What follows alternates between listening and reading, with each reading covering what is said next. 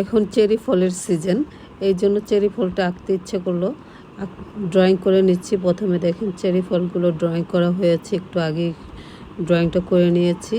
Just ক্যামেরার মধ্যে দেখাতে পারিনি, ক্যামেরাতে দেখাতে পারিনি, অনেক বড় হয়ে যাবে ভিডিওটা, তাই ড্রয়িংটা আমি কিছু অংশ এঁকে নিয়েছি, ড্রয়িংগুলো কিছু অংশে এঁকে নিয়েছি ফলগুলো। তারপর যতটুকু বাকি ছিল অতটুকু আমি করে আপনাদের দেখালাম এই ভিডিওর মাধ্যমে। এখন চেরি ফলের কালারগুলো আমি করছি। চেরি ফল সচরাচর রেড অ্যান্ড ব্রাউন কালার হয়ে থাকে।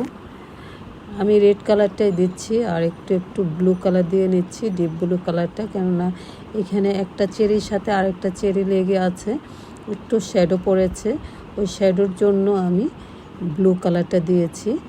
এইভাবে দেখেন আমি কালারটা শেষ করলাম। চেরি ফলের কালারগুলো সম্পূর্ণ হয়ে গিয়েছে।